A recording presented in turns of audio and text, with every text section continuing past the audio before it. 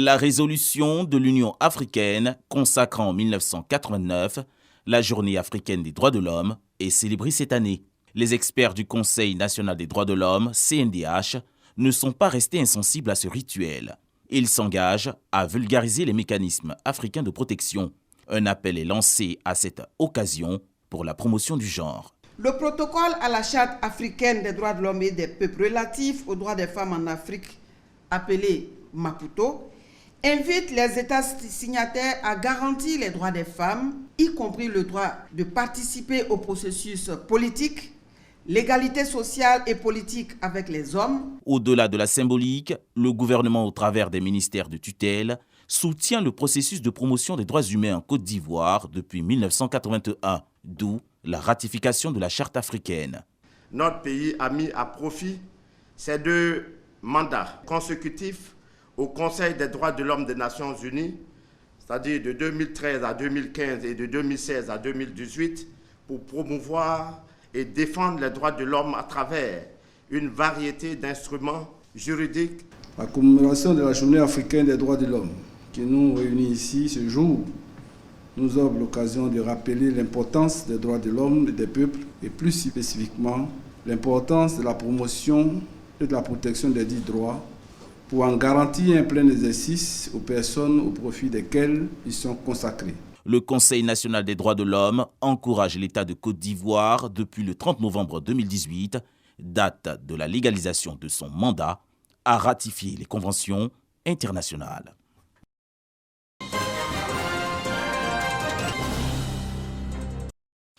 Une moins-value de 55 milliards de francs CFA enregistrée par la Direction générale des impôts de Côte d'Ivoire au titre des recettes du 3e trimestre 2023. Les activités du 3e trimestre se sont portées de façon, disons, un peu mitigée sur un objectif de 965 milliards. Nous avons pu récolter 910, donc c'est un trimestre qui a été relativement difficile. Vous comprenez le contexte qui a prévalu, la période électorale. Donc il y a eu beaucoup d'activités politiques qui ont fait que les résultats n'ont pas été véritablement à la hauteur.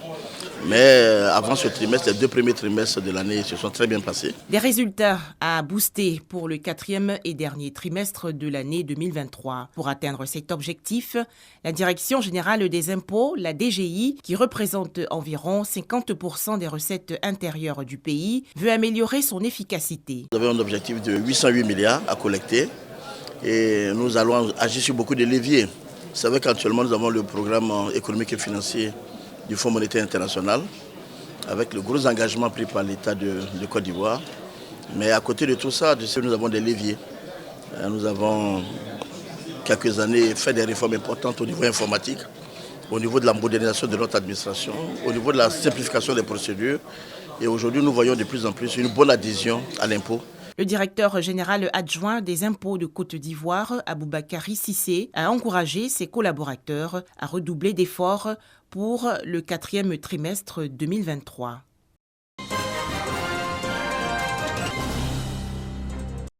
La jeunesse et les femmes constituent une priorité du Conseil régional du Sud Komoui. À cette première réunion de son nouveau mandat, le président Eugène Akaoueli entend renforcer les actions en faveur des jeunes et de l'autonomisation de la femme.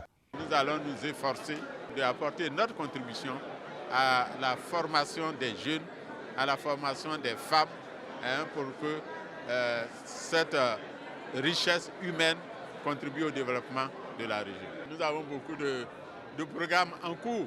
Nous avons notamment un programme avec l'Union européenne qui est en cours. Nous avons également le programme de PGDEC qui est en cours, le programme de CDD en cours, HES Finance en cours. Réélu pour la 3e fois consécutive, président du Conseil régional du Sud Komoui en septembre dernier, Eugène Akaoueli place ce quinquennat sous le signe de l'engagement au service des populations. Ce que nous avons déjà initié en matière d'éducation, en matière de santé, en matière d'électrification, en matière d'adduction d'eau. Notre souhait, c'est que cela se renforce.